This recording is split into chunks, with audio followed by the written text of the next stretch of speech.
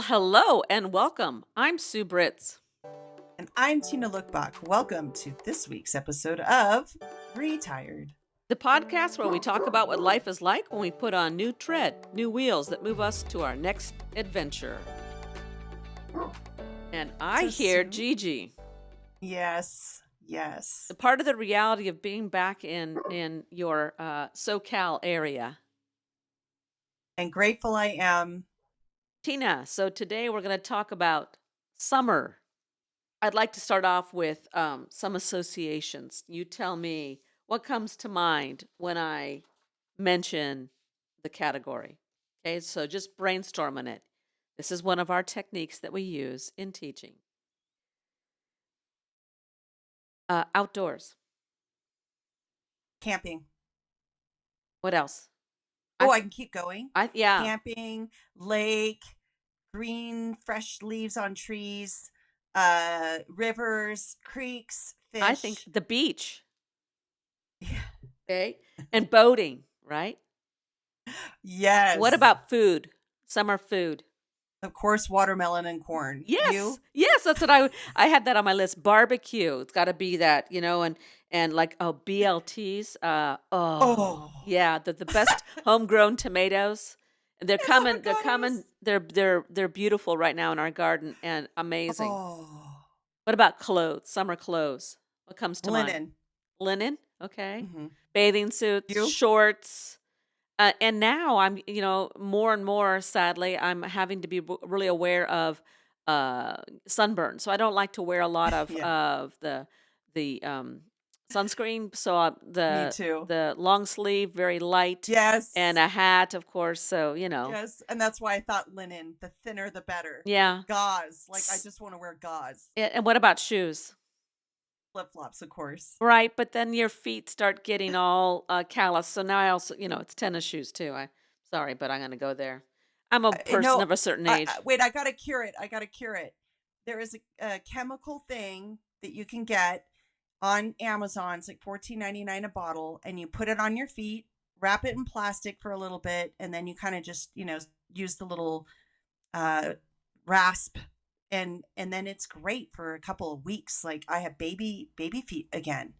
So just little Yeah, but it's the pointer. sandals that cause the issue, not the Right, tennis shoes. You don't but get it that. wears it down, and then it's soft, and you can wear your sandal for 2 Oh, I weeks. can just also have a pedicure too. Well, I know that's true. I'm still on a budget trying to get this thing up and rolling. So What about movies? Summer movies. What comes to mind? ET. And that's because in my little village we had one movie theater at that time, and they showed it all summer long because we're in a touristic area and it was the summer hit, and I was just so frustrated. So all of us that lived here were like punished by having to see ET 5 times as our entertainment. You? Yeah, summer blockbusters. Yeah. All right. Well, What's your favorite though? No, I want to know what is the summer blockbuster? I don't like the current ones with all these Uh-uh. superhero Super stuff. things. I Can't don't get it. stand it. Um, So empty. but I always like Jaws. Yeah, that was the second one that came to my mind. Yeah. Yeah. Okay. Okay. We're women of a certain age. We are.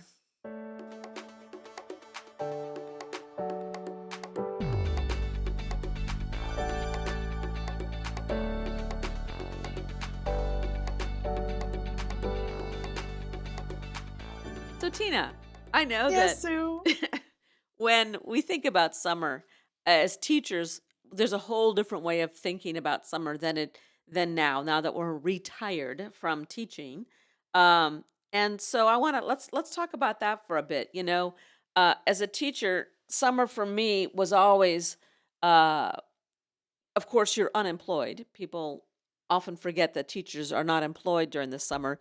You only get paid for the days you actually work. So no national holidays, nothing like no summer quote vacation, no vacation. In fact, you're contracted for the actual days you are working with students and a couple of like meeting days. So summer was this time of unemployment where you let go of your responsibilities and you now have a responsibility to yourself to renew and rejuvenate.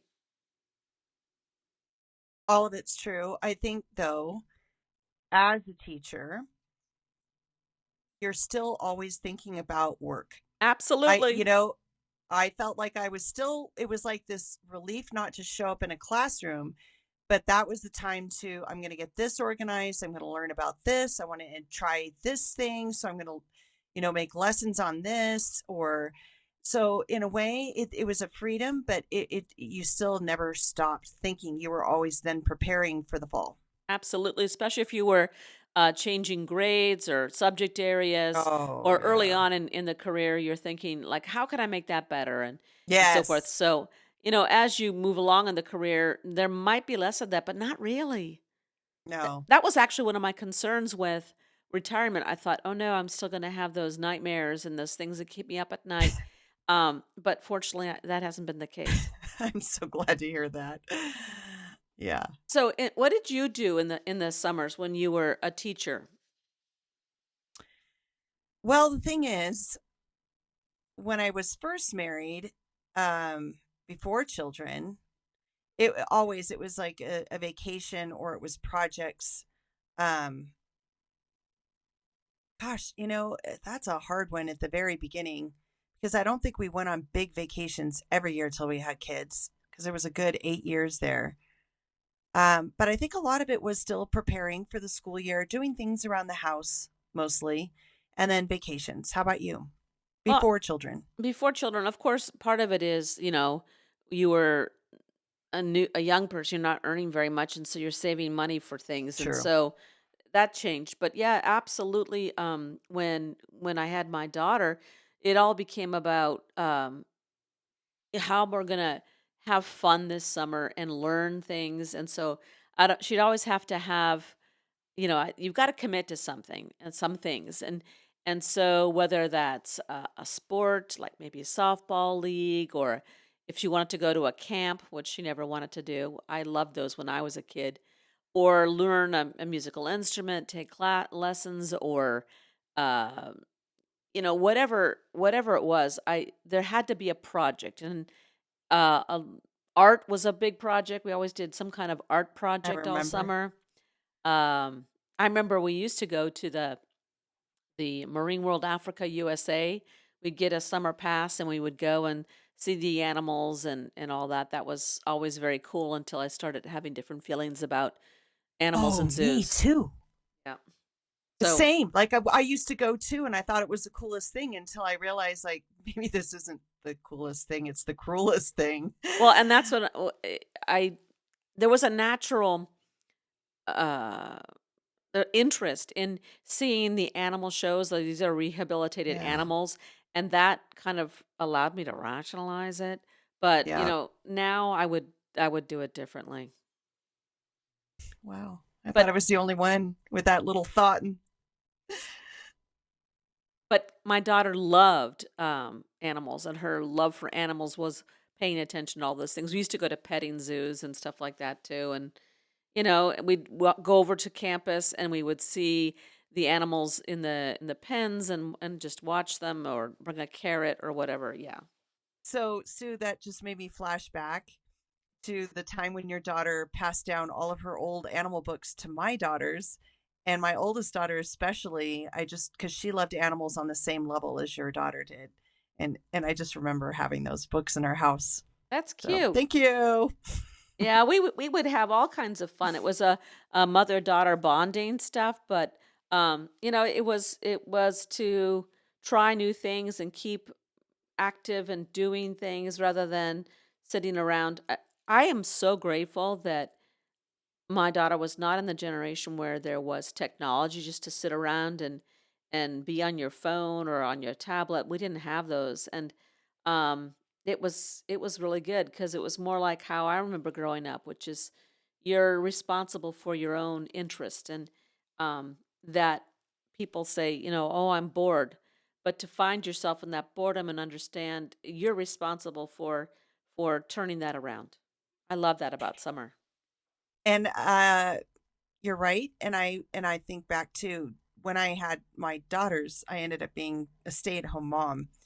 So that's when they came back from school, and it was I did the same thing, trying to help them have some sort of a project or things. And I remember a lot of, the lemonade stand, right? Mm. How much does it cost? It was always like these little mini lessons, like how much is it going to cost? So how much should you charge? And how many hours do you want to put in? And watching how that one weekend is usually enough for all the work we put into that lemonade stand, Yeah. Absolutely, and the quality of your product and all Oh, that, yeah. that's right. We had a lot of fun. We did a claymation video one That's the one that summer. stands out the most in my mind. I just remember coming and you had like a board with all the figurines and things, right? It was Y on top of the pool table, I think. Yeah, It was amazing. she saw it through. It was pretty amazing. It came up with the concept, the story. We had to get Love it. the music rights from Gloria Stefan, and they allowed that. And yeah, it was pretty cool. She put it into a festival, and she won. It was kind of neat. So that was cool. And then Wow. I remember another summer she wanted to paint her bedroom. So Oh she s- yeah. she started I doing remember she that. painted she's a beautiful artist. So she painted a sea turtle and other fish and stuff, and I did kelp and little tiny fish and did the waves in the background and stuff. That was so her room was another summer project. Yeah, it was always fun doing something like that. So what about as a teacher, you're getting ready, the summer's almost over and you've fallen back into you're sleeping like a regular person and then sleeping, getting up kind of leisurely, not having to jump out of bed and go to work. That transition always was a little hard. What do you remember about transitions back to school?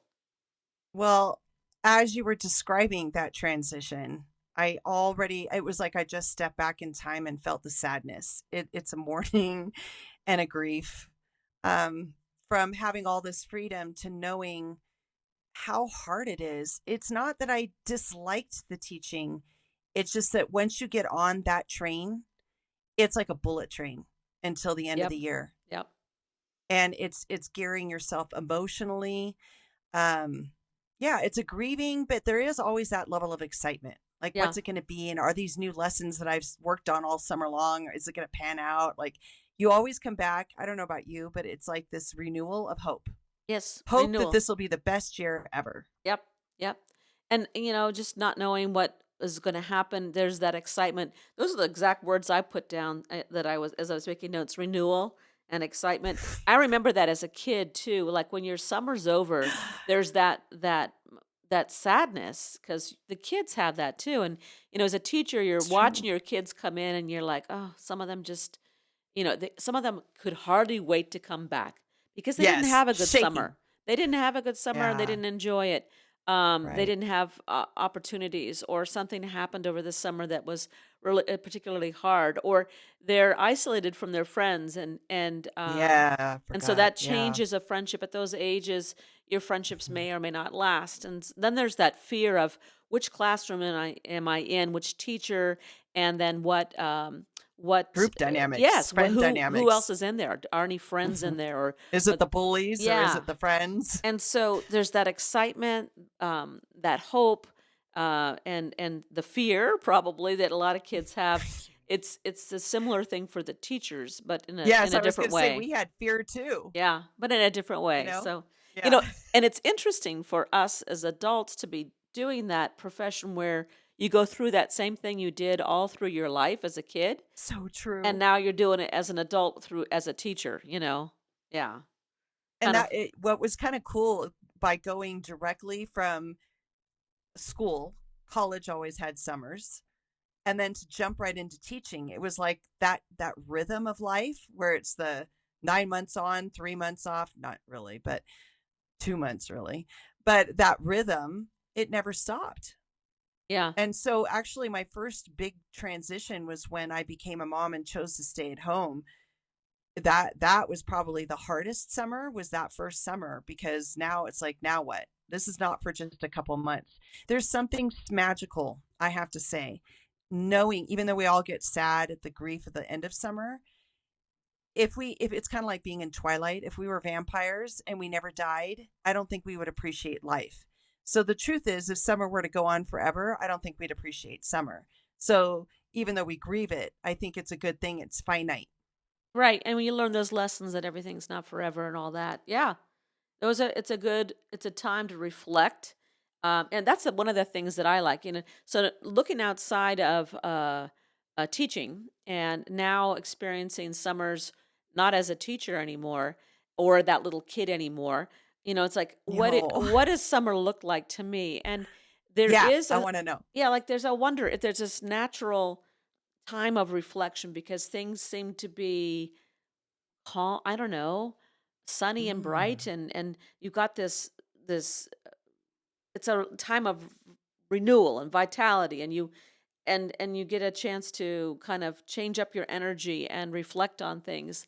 I don't know, the reflection I know happened a lot within the teaching realm because that's an important part of teaching is to be reflective. Hmm. But as a human being, then, it's nice that there's some kind of rhythm in the summer to reflect, but I think that could happen in the winter too. I don't know. Yeah, I kind of reflect year round. Well, that's an um, important part of learning. So good.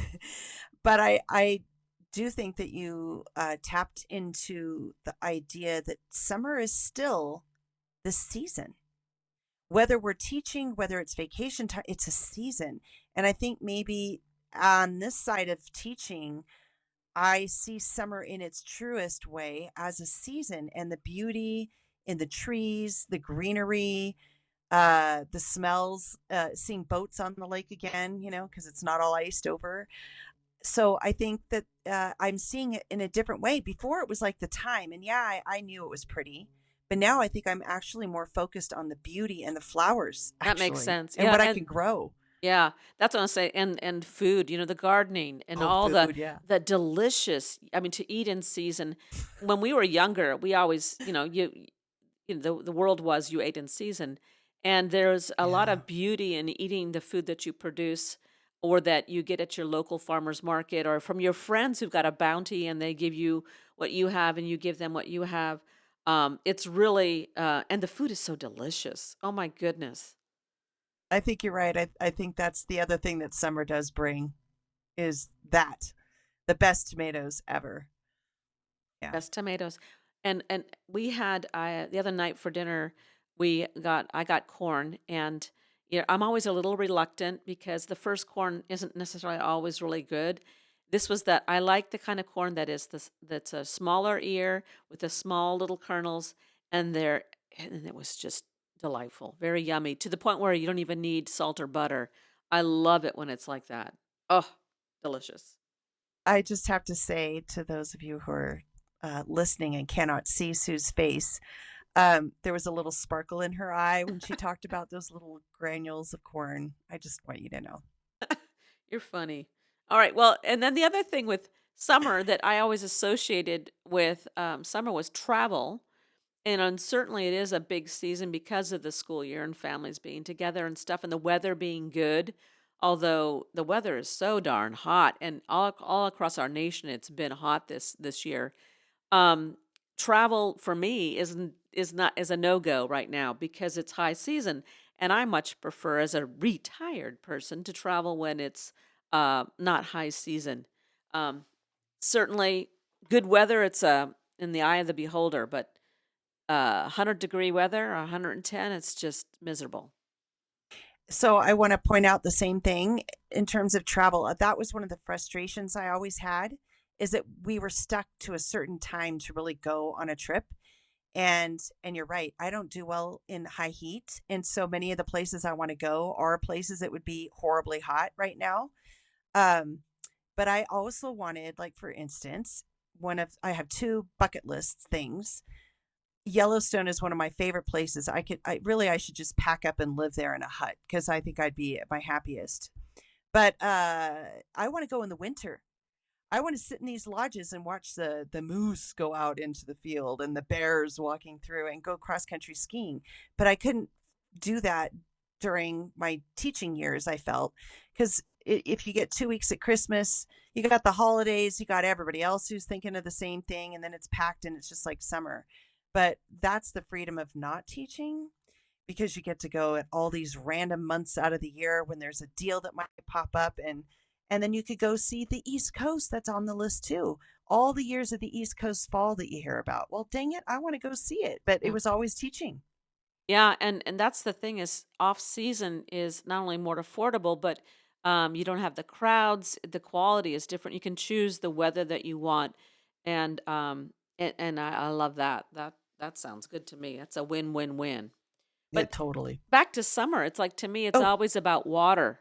You know, as a kid, it mm, was. We had a pool, one of those stand-up pools in the backyard. We had that, and we'd race home and just we'd go into the pool. But now, even today, you know, what I go down the to our community pool and swim in laps. I love that. It's fun. It's good for me. And once you hit the water, it's just there's something about peace. that. It is. There's something amazing about it. So, The um, sound of it. yeah, It's the sound even as you lift your arm and you put it back in the water. It's yeah, the rhythm again. yeah. Yeah. I like the floating experience and yeah. So water. What about summer birthdays?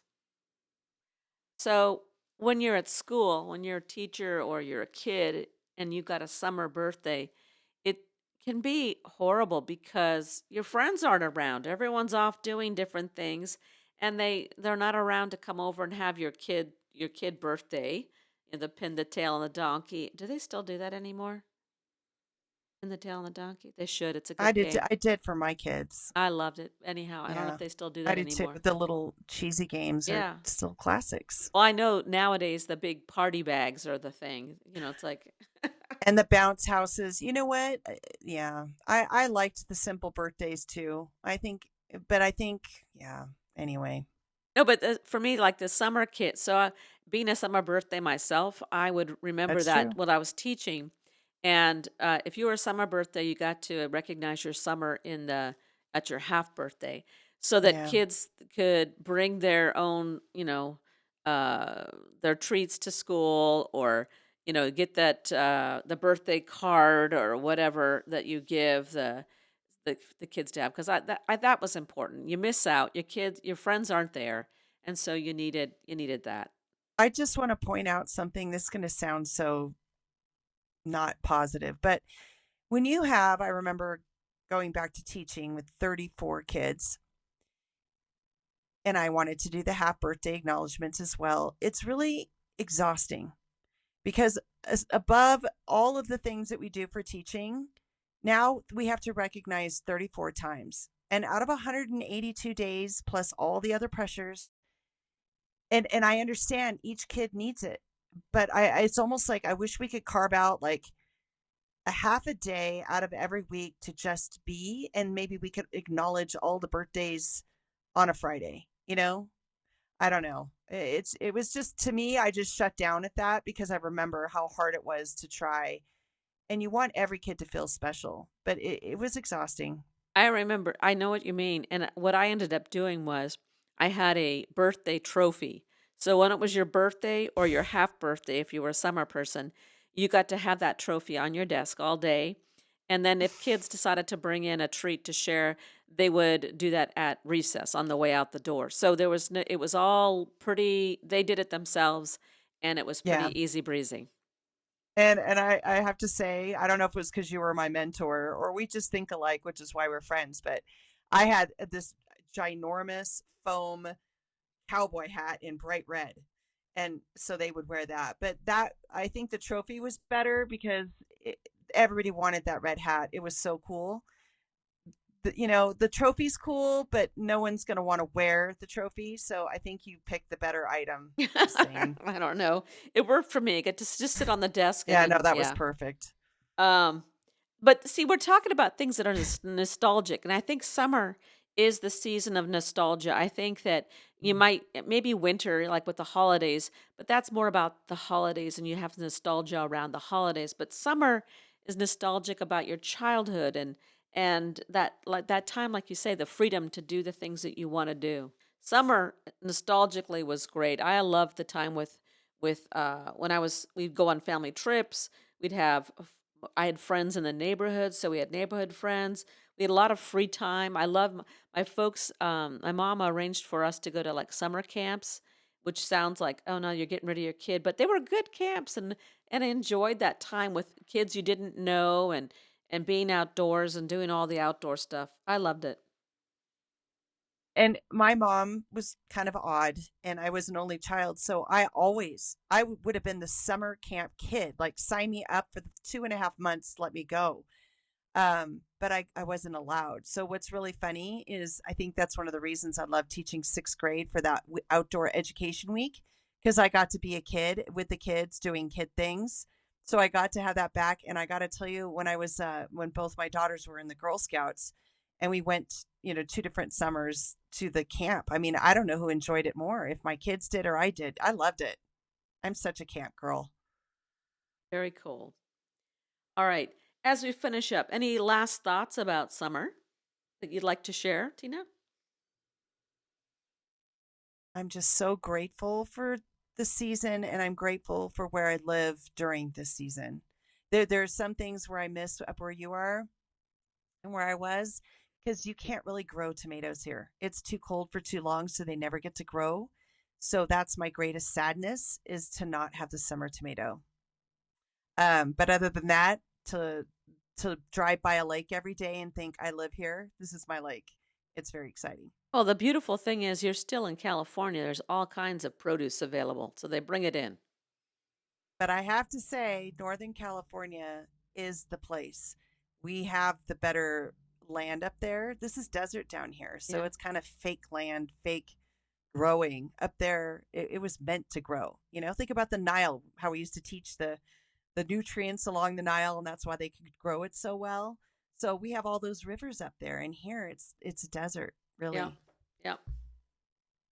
Well, I'd like to share with you a poem by one of Oh, my favorite poets, Mary Oliver's The Summer Day.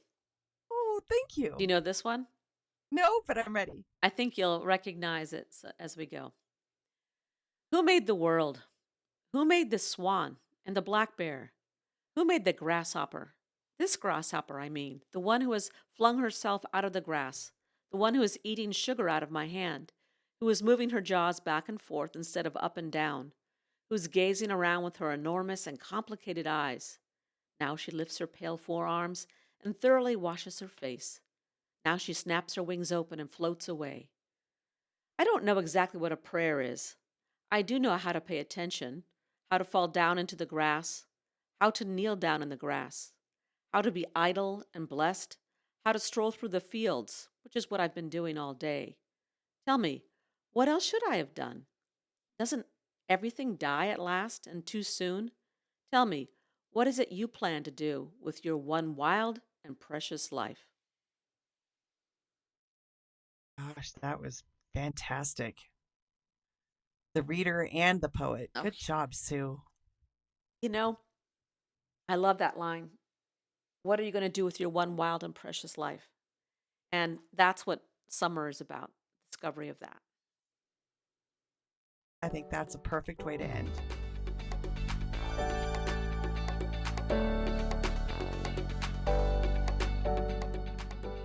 That wraps up this episode of Retired. Thanks for listening. Join us next week as we continue on our next adventure in retirement.